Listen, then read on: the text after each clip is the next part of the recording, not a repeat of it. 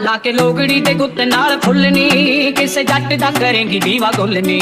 ਲਾ ਕੇ ਲੋਗੜੀ ਦੇ ਗੁੱਤ ਨਾਲ ਫੁੱਲਨੀ, ਕਿਸੇ ਜੱਟ ਦਾ ਕਰੇਂਗੀ ਦੀਵਾ ਗੁੱਲਨੀ।